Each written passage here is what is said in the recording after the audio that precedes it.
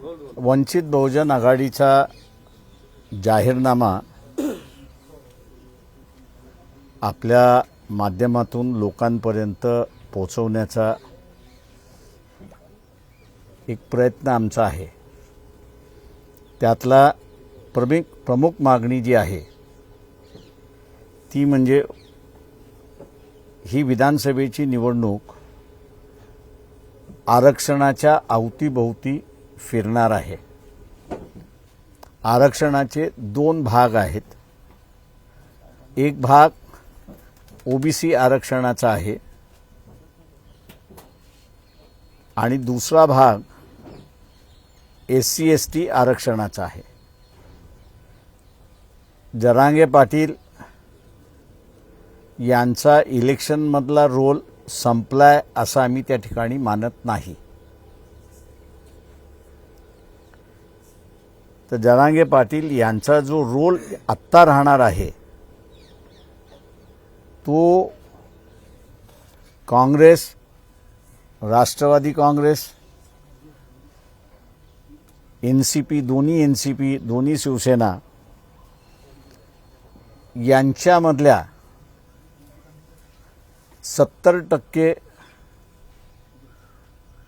श्रीमंत ओबीसींना ज्या जागा देण्यात आलेल्या आहेत त्याच्यापैकी कोणाला काढायचं हा एक राजकारणाचा खेळ राहणार असं मी त्या ठिकाणी मानतोय।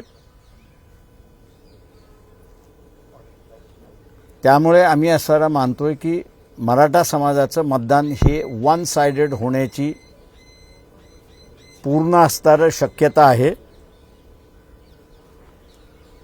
आणि दुसऱ्या बाजूस ओबीसी आपल्या स्वतःचं आरक्षणाचं संरक्षण करण्यासाठी ओबीसी हा वन साइडेड जाईल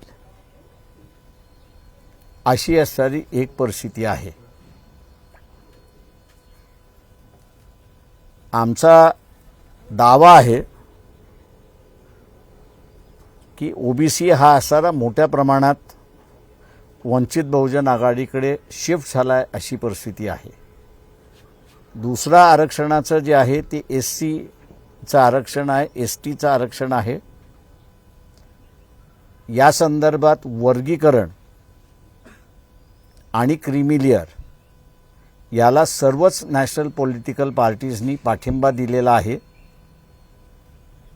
त्याच्यामुळे 70% 80% हा समूह वर्गीकरणाच्या आणि क्रीमी लेअरच्या विरोधात आहे। आज त्यांचा लढा हा वंचित बहुजन आघाडी लढते आणि म्हणून हा आमच्याबरोबर वर्ग येईल अशी आमची असणारी अपेक्षा आहे। दुसरा महत्त्वाचा या ठिकाणी जे आहे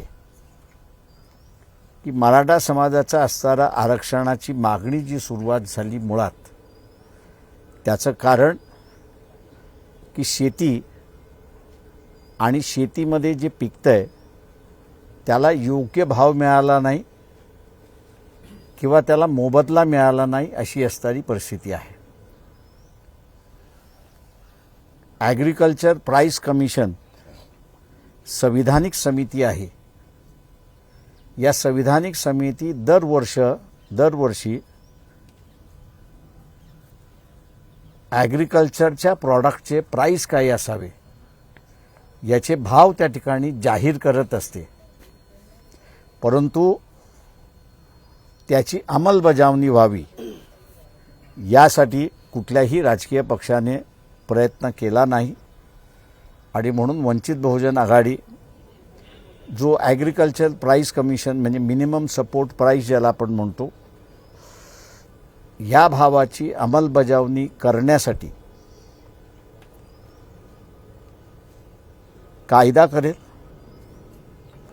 त्याच भावामध्ये विकत घेतलं पाहिजे हे बंधन राहणार व्यापाऱ्यांना आणि जो व्यापारी या कायद्याचा उल्लंघन करेल व्यापारी आणि त्याच्याच बरोबर बाजार समिती ज्याला लायसन्स इश्यू करते ती या दोघांनाही गुन्हेगार म्हणून समजण्यात येईल आणि फौजदारी गुन्हा दाखल करण्यात येईल. मिनिमम सजा आम्ही तिथे असणारं सजेस्ट करणार आहोत ती 5 वर्षाची मिनिमम सजा त्या ठिकाणी असली पाहिजे. त्याच्याचबरोबर महाराष्ट्र शासनामध्ये सोयाबीनचं पीक फार मोठ्या प्रमाणात घेतल्या जातं इतर राज्यांबरोबर. हे महाराष्ट्रात कन्झ्युम केल्या जात नाही, पण हे सगळं एक्सपोर्ट होतं अशी असणारी परिस्थिती आहे. व्यापारी त्याच्यावरती प्रचंड नफा कमवतो, पण शेतकऱ्याला काहीच मिळत नाही अशी परिस्थिती आहे. आम्ही असं म्हणतो आमचे 15 जरी निवडून आले तरी ज्याचं कोणाचं सरकारमध्ये आमची गरज लागेल त्याला एग्रीमेंट करायला लावणार की सोयाबीनची भाव जो आहे हा 6,000 रुपये प्रति क्विंटल त्या ठिकाणी असला पाहिजे. कापूस आणि सोयाबीन हे दोन्हीही सेंट्रल गव्हर्नमेंटला, ज्याला फॉरेन एक्सचेंजमध्ये म्हणता येईल, एकंदरीत 1,80,000 कोटी एवढं इन्कम जनरेट करून त्या ठिकाणी देतं. त्याचा मोबदला शेतकऱ्याला काही मिळत नाही.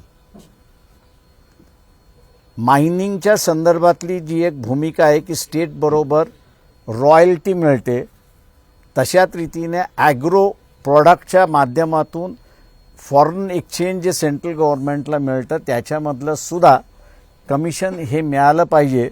आणि ते सुरुवात करून कापसाच्या शेतकऱ्याला आणि सोयाबीनच्या शेतकऱ्याला शासन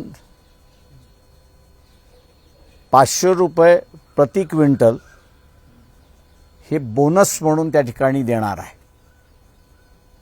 ॲग्रो प्रॉडक्ट हा एक फॉरेन एक्सचेंज अर्नर फार मोठ्या प्रमाणात आहे की त्याच्याकडे दुर्लक्षित केला जातोय. तो फॅक्टर आम्ही असताना सगळ्यात पुढे आणतोय अशी परिस्थिती आहे. दुसरं जे आहे त्याच्यामध्ये की या दोन्ही लेबर इंटेन्सिव्ह असल्यामुळे शेतकऱ्याला ते काही परवडत नाही. जे कापूस वेचणं परवडत नाही आणि सोयाबीनच्या सीड्स वेचणं हेही त्याला असणारं परवडत नाही. आणि म्हणून MREGS ही जी स्कीम आहे किंवा महाराष्ट्रातली एम्प्लॉयमेंट गॅरंटी स्कीम आहे की ज्याच्यामध्ये आपण सगळेजण कॉन्ट्रीब्यूट करतो, त्या माध्यमातून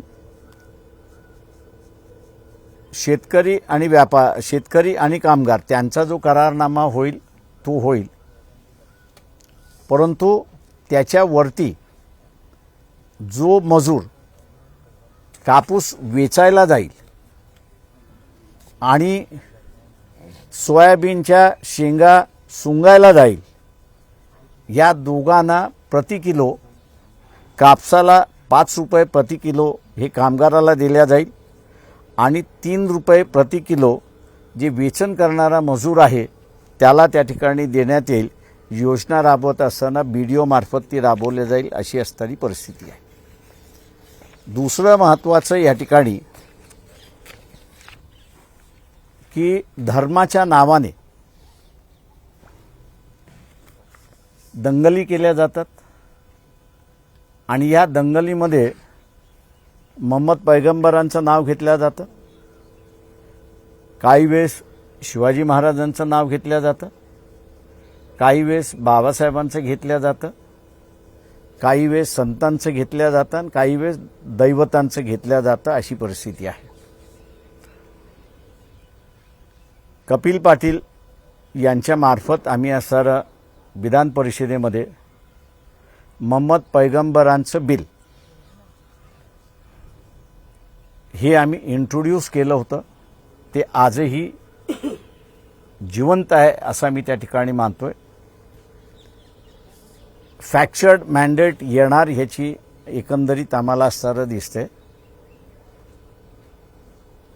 आमचा अजेंडा राहणार आहे सरकारमध्ये जाण्याचा, की ज्याला कोणाला आमचा पाठिंबा पाहिजे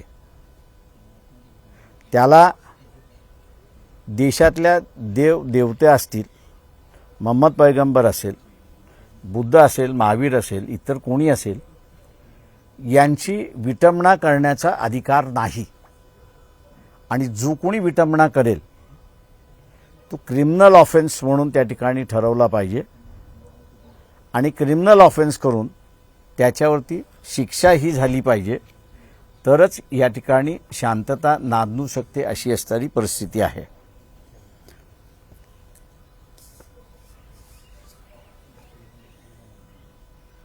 एका बाजूला प्रचंड पाऊस पडतो आणि दुसऱ्या बाजूला दुष्काळग्रस्त परिस्थिती अशी असणारी परिस्थिती आहे. मी आता उदाहरण द्यायचं झालं तर जळगाव धुळे भागामध्ये उकाई हे धरण आहे की ज्याची कॅपॅसिटी ही 90 TMC आहे. हे धरण आपण असं पाहिलं तर सुरत आणि सुरतपासून समुद्र असं जर पाहिलं तर 15 किलोमीटरचं असणारं अंतर आहे. या पाण्याचा उपयोग फक्त पॉवर जनरेशनसाठी होतो अशी असणारी परिस्थिती नाही. पण उकाईच्या खालचा भाग आपण असणारा पूर्ण बघितला, जळगावपासून ते असणारा वैजापूर,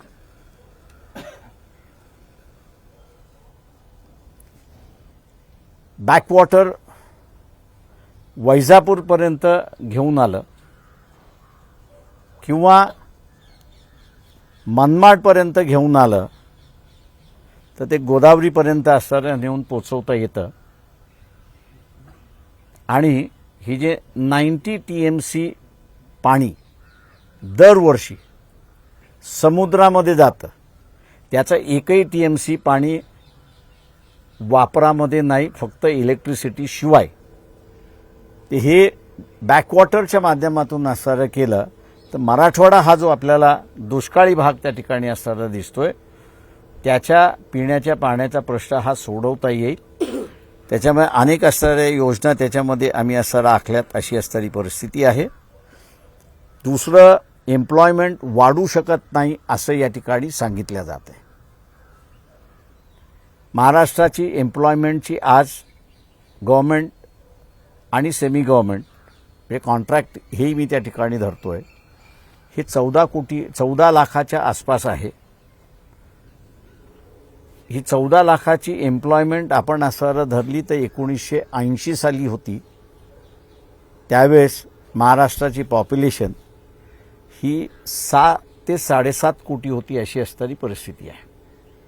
आज 2024 आहोत. महाराष्ट्राची पॉप्युलेशन ही एकंदरीत 13 कोटीवरती गेलेली आहे अशी परिस्थिती आहे.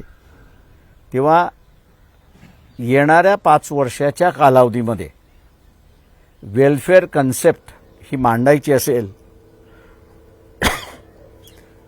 तर एकंदरीत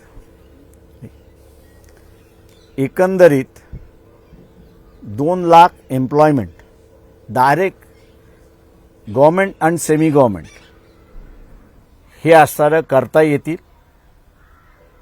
आमच्या असणाऱ्या मागच्या सरकारला सुद्धा मी ही योजना दिली होती, वर्केबल आहे म्हणत होते, परंतु करायला तयार नाहीत. याचं कारण की इथला एक वर्ग हा आर्थिक दृष्टिकोनातून सबळ झाला तर उंबरठे झिजवणारा समूह आपल्याकडे राहणार नाही. आणि उंबरठे झिजवणारा समूह आपल्याकडे राहणार नाही तर आपल्या घराणेशाहीच्या सत्तेला चॅलेंज येईल. म्हणून एम्प्लॉयमेंट त्या ठिकाणी झाली नाही अशी असणारी परिस्थिती आहे. आज आपण बघितलं असेल की दिल्ली एन्व्हायरमेंटचा इश्यू फार मोठ्या प्रमाणात आलेला आहे. मी त्या नॉन कन्व्हेन्शनल एनर्जीचा चेअरमन असल्यामुळे अधिक माहिती आहे. महाराष्ट्रामध्ये 365 दिवसापैकी 323 दिवस ज्याला पेनिट्रेटिव्ह सनशाईन आपण म्हणतो, सोलर सेल्स रिचार्ज करण्यासाठी किंवा चार्ज करण्यासाठी जे सनरे पेनिट्रेशन पाहिजे हे 323 दिवसाचं आहे. ती एनर्जी आपण असताना हार्नेस केली आणि त्याच्यासाठी जागतिक बँक ही पूर्णपणे मदत करायला महाराष्ट्र शासनाला तयार आहे. पण दुर्दैवाने पॅनलिंगच्या कॉन्ट्रॅक्टमध्ये त्याचे पॅनल्स कोणी करायचे याच्या कॉन्ट्रॅक्टमध्ये ती अडकलेली आहे. आम्ही आश्वासन या ठिकाणी देतो की नॉन कन्व्हेन्शनल एनर्जीचं हे हब वाढलं तर नुसतं एन्व्हायरमेंट क्लिअरन्सचा भाग येत नाही त्याच्यामध्ये, तर एक एम्प्लॉयमेंट जनरेशनसुद्धा भाग आहे. 1.5 ते 2.25 लाख यंगर जनरेशन हे सोलर पॅनल इरेक्ट करायला आणि सोलर पॅनल मेंटेन करायला या ठिकाणी लागतील आणि ती एक एम्प्लॉयमेंट जनरेशनचा एव्हेन्यू आहे असं आम्ही त्या ठिकाणी मानतोय. दुसरं जे आहे, महाराष्ट्रामध्ये एंटरप्रिन्युअर निर्माण करणं हे आता बंद झालंय अशी असणारी परिस्थिती आहे. आमचा थ्रस्ट हा ग्रामीण भागावरती राहणार आणि तो ॲग्रो प्रोडक्टवरती मोठ्या प्रमाणात त्या ठिकाणी राहणार. महाराष्ट्रातल्या ज्या 3 युनिव्हर्सिटीज आहेत, राहुरी, पंजाबराव देशमुख, कोकण विद्यापीठ, या तिन्ही विद्यापीठाने ॲग्रो प्रोसेसिंग युनिट्स डेव्हलप केलेले आहेत. एवढंच आहे की शासन त्याला असणारं प्रोत्साहित करत नाही अशी असणारी परिस्थिती आहे. जी स्कीम तेलंगणामध्ये राबवण्यात आली होती की लोकल एंटरप्रिन्युअर वाढवण्यासाठी त्यांनी एकेका कुटुंबाला किंवा एकेका व्यक्तीला 10 लाखाचं असताना अनुदान दिलं आणि मग 2 जण एकत्र या, 3 जण एकत्र या, तुमचं स्वतःचं युनिट तुम्ही उभं करा आणि ग्रामीण भागामधला इंडस्ट्रियलायझेशन आणि औद्योगिकरण सुरुवात करा. हा जो एक कार्यक्रम राबवण्यात आला, नवीन आहे मी असं म्हणणार नाही. तेलंगणाचे माजी मुख्यमंत्री यांनी तो राबवलेला आहे. तोच कार्यक्रम आम्ही असणारा महाराष्ट्रामध्ये राबवणार आहोत आणि यातून जे अनएम्प्लॉयमेंटला या ठिकाणी तोंड देता येत नाही असं जे म्हणतात आहेत, त्यांना नवीन एव्हेन्यू आम्ही असणारं त्या ठिकाणी दाखवणार आहोत. तो नवीन एव्हेन्यू म्हणजे की आपल्याकडे असणारं लेबर सरप्लस आहे, स्किल्ड लेबर सुद्धा सरप्लस आहे अशी असणारी परिस्थिती आहे. जगभरामध्ये मी असं म्हणेन, भारतातल्या एक्सेप्टेबिलिटी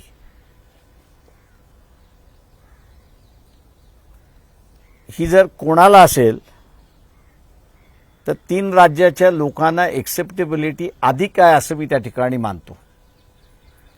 एक महाराष्ट्रातलं, दुसरं तामिळनाडूमधलं आणि तिसरं असणारं केरळामधलं. या 3 राज्यामध्ये बाहेरच्या देशांमध्ये एक्सेप्टेबिलिटी फार मोठी आहे. त्याचं कारण असं आहे की ते तिथल्या दैनंदिन प्रश्नामध्ये किंवा तिथल्या व्यवस्थेमध्ये हस्तक्षेप करत नाही, तर त्याच्याशी ते तिथे मिळून जुळून घेण्याचा प्रयत्न चालला अशी परिस्थिती आहे. जो नवीन एव्हेन्यू आम्ही असणारा मला सांगायला हरकत नाही की मागच्या सरकारला सुद्धा मी एक्सप्लोर करायला त्या ठिकाणी सांगितला होता. एक व्हिजिट एका मंत्र्याने जर्मनीला जाऊन सुद्धा त्या ठिकाणी असताना दिली. पॉझिटिव्ह साईन्स त्या ठिकाणी दिसल्या, पण त्याचं सेंट्रल गव्हर्नमेंटशी घेऊन त्याला नवीन स्वरूप देण्याचा जो भाग आहे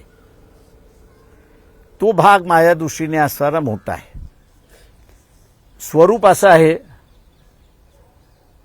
की मी अनेक वेळा युरोपमध्ये सुद्धा जाऊन आलो, स्कॅन्डिनेव्हियन कंट्रीजमध्ये सुद्धा जाऊन आलो. तिथली डेमोग्राफी ही प्रचंड मोठ्या प्रमाणात बदलते. म्हणजे त्यांच्याकडे यंगर जनरेशन कमी आहे अशी असणारी परिस्थिती आहे आणि ओल्डर जनरेशन मोठी आहे अशी परिस्थिती आहे. त्याच्यामुळे त्यांना सर्व्हिस सेक्टर ज्याला म्हणता येईल हे चालवण्यासाठी माणसं नाहीत अशी असणारी परिस्थिती आहे. आमच्या त्या डिस्कशनमध्ये त्यांची असणारी भीती त्यांनी जी व्यक्त केली की आम्हाला आमची जनता ही आमच्या देशामध्ये एलियन म्हणून राहता कामा नये आणि इमिग्रंट्स त्यांचे मालक म्हणून होता कामा नये, ही त्यांची जेन्युइन भीती आहे. ही जेन्युइन भीती मी असणारा मानतोय की स्टेट गव्हर्नमेंट, आता त्याच्यातला माहीत असल्यामुळे मी असणारा म्हणेन की ती जेन्युइन भीती ही आपल्याला घालवता येईल. त्यांच्याबरोबरचा असणारा एग्रीमेंट त्या ठिकाणी करता येईल आणि हा लागणारा जो स्किल्ड क्लास आहे तो स्किल क्लास आपण त्यांना असणारा प्रोव्हाइड करू शकतो. आणि आज जो गव्हर्नमेंटवरचा अनएम्प्लॉयमेंटचा असणारा भार जो मोठ्या प्रमाणात पडलाय त्याला आपण असणारा ॲड्रेस करू शकतो अशी असणारी परिस्थिती आहे. मी असं म्हणेन की आत्ताच्या मॉडर्न वर्ल्डमध्ये हे ग्लोबल वर्ल्ड न राहता हे आता ग्लोबल गाव झालंय अशी असणारी परिस्थिती आहे. या ग्लोबल गावामध्ये आदानप्रदान होण्याची एवढी पॉसिबिलिटी आहे, पण ती आदानप्रदान करत असताना आम्ही तुम्हाला कॅप्चर करू, आम्ही तुमच्यावरती राज्य करू, आम्ही तुम्हाला काबीज करू, ह्या भीतीला ॲड्रेस करून असणारं झालं तर मी असणारा मानेन की महाराष्ट्रामधला अनेक तरुण फार मोठ्या प्रमाणात आपण त्याला असणारं एम्प्लॉयमेंट त्या ठिकाणी देऊ शकतो. मी एवढंच या ठिकाणी म्हणणार आहे. नव्या व्यवस्थेमध्ये नव्या लीडरशिपची गरज आहे असं मी त्या ठिकाणी मानतोय. साखर कारखान्यातली लीडरशिप, ऊसातली लीडरशिप हे आता शेतातलं बुजगावणं झालेलं आहे. ही जनतेने असणारं ओळखावं आणि या निवडणुकीमध्ये यंगर जनरेशनला पुढे आणावं हीच आम्ही ह्या इलेक्शनमधून अपेक्षा आणि त्याच पद्धतीने आम्ही असणारे उमेदवारसुद्धा उभे केलेले आहेत. आम्ही गृहीत असं धरतो की जनता वंचितचा जो कार्यक्रम आहे तो कार्यक्रम स्वीकारेल आणि मोठ्या प्रमाणात वंचितच्या बाजूने असणारं मतदान करेल अशी अपेक्षा आम्ही त्या ठिकाणी बाळगतो. एक फक्त अजून एंड करतो. 8 तारखेपर्यंत मी प्रचाराच्या सभेमध्ये कुठेही नसणार आहे. माझी पहिली प्रचाराची सभा ही 9 तारखेला सोलापूरपासून सुरुवात करतोय. माझ्या तब्येतीबद्दल अनेक जणांनी कॉमेंट केले, चांगले केले, वाईट केले. त्या सगळ्यांचा मी असा धन्यवाद देतो, आभारही मानतो त्यांचे. हॉस्पिटलचे आणि डॉक्टरांचे रिस्ट्रिक्शन लक्षात घेता माझ्या हा प्रचाराचा दौरा त्या ठिकाणी राहील अशी अपेक्षा आहे. माझा कार्यक्रम जसं मी म्हटलं की 9 तारखेपासून सुरुवात होतोय. 10 तारखेपासूनचा जो अधिकृत कार्यक्रम जो आहे तो आपल्याला लवकरच त्या ठिकाणी रिलीज केला जाईल अशी परिस्थिती आहे. आपण आता विचारा.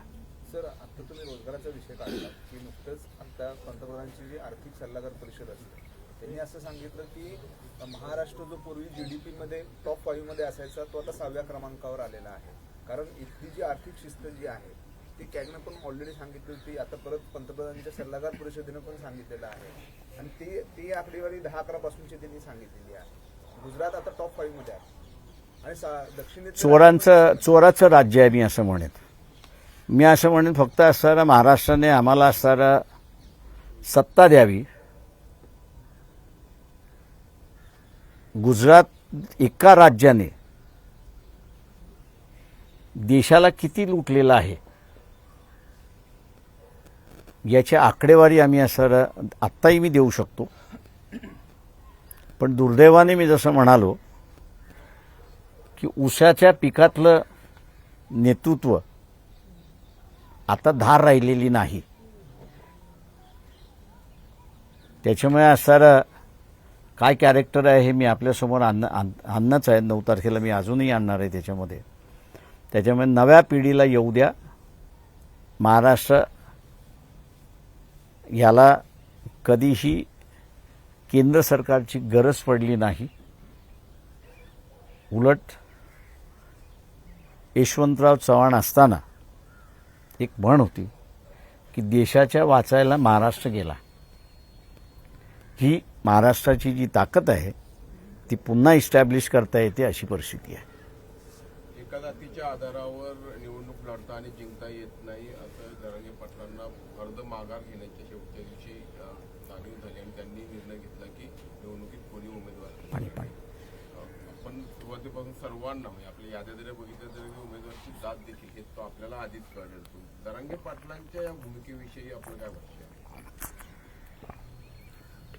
माझी जरांगे पाटील यांना असणारा विनंती आहे की त्यांनी प्रत्येक जिल्ह्यामध्ये महाविकासचा उमेदवार म्हणजे आघाडीचा उमेदवार या दोघांचे नाते काही आहेत याचं त्यांनी असणारं प्रत्येक मतदारसंघातलं स्पष्ट करावं. ते नात्यातले आहेत की नाहीत, त्यांचं किती जवळचं नातं आहे, मामा भाच्याचं नातं आहे की नाही, काका पुतण्याचं नातं आहे की नाही. त्याच्यामुळे तुम्ही काकाला मतदान दिलं काय आणि पुतण्याला मतदान दिलं काय, सत्ता कुटुंबातच आहे. तेव्हा महाराष्ट्रातल्या जनतेने मध्यंतरी कुटुंबशाही असा एक चार्ट पब्लिश केला होता. महाराष्ट्राच्या जनतेने पहिल्यांदा महाराष्ट्र पुन्हा विकसित करायचा असेल तर एक खुणगाठ बांधली पाहिजे. याच्यापैकी किती लायक आहे आणि किती नालायक आहे याची चर्चा न करता मी ह्याला मतदान देणार नाही ही भूमिका त्यांनी घेतली पाहिजे. काल जे कोल्हापुरात जे काही घडलं खरं तर छत्रपती घराण्यांना प्रत्येकांना आदरच आहे त्या घराण्याचा, पण त्यांनी ह्या सगळ्या गोष्टी करून स्वतःच्या घराण्याची आप घालून घेतली असं वाटतं. नाही, मला डिटेल माहिती नसल्यामुळे मी बोलू शकणार नाही. म्हणजे त्यांनी विड्रॉ केला हे बरोबर आहे, पण विड्रॉ करण्याच्या पाठीमागची काय कारणं आहेत ती मला कळू शकली नसल्यामुळे मी काही बोलणार नाही.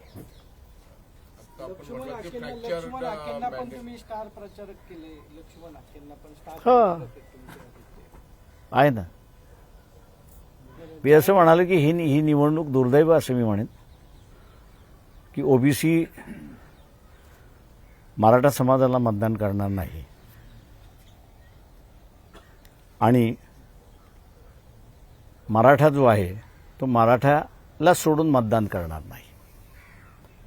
त्याच्यामुळे असणारं ही अत्यंत फिअर्स कॉन्टेस्ट केलं जाईल आणि मला भीती आहे की बीड नगरसारख्या शहरामध्ये बंदुका निघाल्या तर आपण आश्चर्य मानू नये. सभा किती ठिकाणी घेणार आहे तुम्ही? माझा सहसा कार्यक्रम रिस्ट्रिक्शनच्या याच्यामुळे प्रमाणे ज्याला म्हणता येईल 4च्या वरती माझ्या सभा नसणार पर डे. म्हणजे 4 कुठं असणार महत्वाचं? पुण्यात असणार आहे का? मी आत्ता काय मला सांगता येणार कारण ते कार्यक्रम ठरला जातोय त्या ह्याच्यामध्ये, पण एखादी सभा पुण्यामध्ये असेल एवढं निश्चित सांगतो. आपण फ्रॅक्चर्ड मॅन्डेटची शक्यता वर्तवली आहे. वंचित बहुजन आघाडीचा अशा परिस्थितीमध्ये काय नेमका रोल असू शकतो? ते आम्ही जसं म्हणालो की डेव्हलपमेंट ओरिएंटेड अजेंडा ज्याला आमचा मान्य असेल तो आमचा मित्र राहणार आहे. सरकार तुमच्याशिवाय स्थापन होणार नाही असं म्हणायचं तुम्हाला? मी तसं नाही म्हटलेलं आहे. मी म्हटले की मी असं म्हणाले की ज्याला कोणाला आमचा पाठिंबा पाहिजे त्याला असणारा आमचा अजेंडा हा मान्य करावा लागेल. किती अंदाजे तुम्हाला किती अपेक्षा आहेत? किती जागा निवडून? बघा आता जसं परिस्थिती बदलली नाही असं धरून चालू, मराठवाडा बुलढाणा आणि हा जो भाग जळगाव हा जिल्ह्यातला जो भाग आहे की जिथे आज आत्ताच्या क्षणापर्यंत तरी ओबीसीमध्ये आणि मराठा समाजामध्ये विस्तोही जात नाही अशी असणारी परिस्थिती आहे. तिथलं प्रिडिक्ट करणं अनसर्टन आहे. टक्केवारी कोणाकडे जास्ती राहील हा त्याच्यातला भाग आहे. मतदान कोण जास्ती करून घेईल हा त्याच्यातला भाग राहणार आहे. दुसरा मी जसं म्हणालो की मुस्लिम समाजाचा, मी आज काही मौलवींवरती बोलणार नाही, पण नांदेडच्या सभेमध्ये मौलवींवरती मी निश्चितपणे बोलणार आहे आणि तिथे असताना आम्ही मुस्लिम मतदार जो आहे त्याला एक दिशा देण्याचा आमचा प्रयत्न त्या ठिकाणी राहील. जरांगे पाटलांनी ज्या पद्धतीनं काल सांगितलं की हा कदाचित गनिमी कावा पण असू शकतो किंवा त्यांच्या मागचा जो अदृश्य हात आहे त्यांचाही गनिमी कावा असू शकतो कशाबद्दल? निवडणूक न लढण्याचा. आमच्या दृष्टीने दुर्दैव मी असं म्हणेन की जरांगे पाटील यांनी रयतेतला जो मराठा होता, सत्तातला निजामी मराठा होता आणि आहे, त्या रयतेच्या मराठ्याचं बळी दिला. हा इतिहासातला स्टॅम्प निवडणूक न लढता जरांगे पाटीलवरती बसला अशी परिस्थिती आहे. त्याच्यामुळे उद्या त्यांनी किती उड्या मारल्या आणि काही केल्या तरी त्यांच्या पाठीमागे घरंदाज मराठा उभा राहिला नव्हता, तर सामान्य मराठा उभा राहिला होता. आज त्या सामान्य मराठ्याचा बळी घरंदाज मराठ्यांच्या पुढे जरांगेने दिला अशी असणारी परिस्थिती आहे. परिवर्तन एबीपी माझा, उघडा डोळे बघा नीट.